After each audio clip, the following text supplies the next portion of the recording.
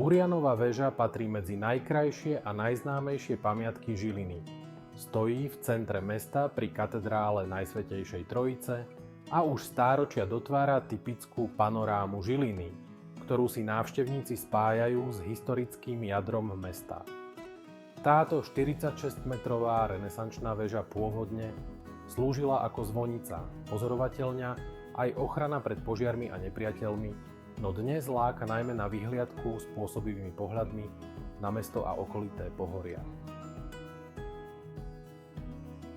Pamätná izba Vrbu a Wetzlera v Žiline pripomína výnimočný a mimoriadne silný príbeh dvoch slovenských Židov, Rudolfa Vrbu a Alfreda Wetzlera, ktorým sa 7. apríla 1944 podarilo utiecť z koncentračného tábora ušmíraný Auschwitz-Birkenau.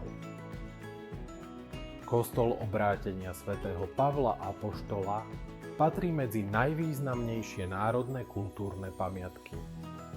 Katakomby sa rozprestierajú priamo pod kostolom.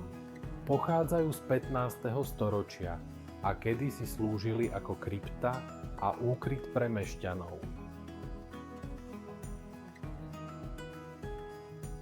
Ubytovať sa pri Žiline môžete v rezorte Uhorčík v malebnej obci Terchová pod štítmi Malej Fatry.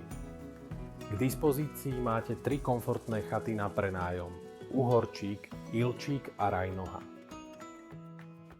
V každej chate sa môže ubytovať 15 až 22 osôb. Každá izba má vlastnú kúpeľňu z WC, vďaka čomu budete mať vysoký komfort aj v prípade, ak si chatu prenajme viac rodín spolu. Prenajať si môžete všetky 3 chaty, alebo aj každú samostatne. Každá chata má vlastný rekreačný priestor s detským ihriskom a zastrešeným altánkom. K dispozícii sú taktiež športové ihriská. Určite nezabudnite navštíviť naše súkromné wellness. Veľký masážny bazén, sauna a infrasauna sú pripravené tak, aby vám pomohli zrelaxovať a vychutnať si pobyt u nás. Oddychovať môžete aj v romantickej odpočívárni, podsvietenej náladovými sviečkami. Príjemnú atmosféru doplňa relaxačná hudba.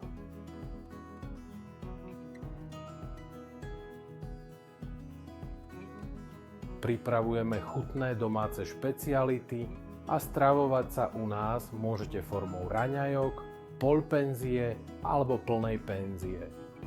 Ochutnajte aj naše výborné domáce koláče. V okolí chát nájdete množstvo tipov na výlety. Medzi ne patrí napríklad naučný chodník Jánošíkove diery, jazda kabínkovou lanovkou na hrebeň Malej Fatry, rodisko zbojníka Juraja Jánošíka neďaleko našich chát, či minimodel Európa, modelové koľajisko, ktoré vás prenesie do sveta československého pohraničia. Pre cyklistov je pripravených viac ako 600 km cyklotrás pre horské, trekkingové, cestné aj elektrobicykle. V okolí nájdete taktiež veľa možností na kúpanie. Pobyt na chatách má v zimnom období jedinečnú atmosféru, rovnako ako počas Vianoc či Silvestra. Pre lyžiarov je k dispozícii lyžiarske stredisko Vrátna. V okolí chát sa môžete sánkovať, bobovať alebo stavať snehuliakov. Tešíme sa na vašu návštevu.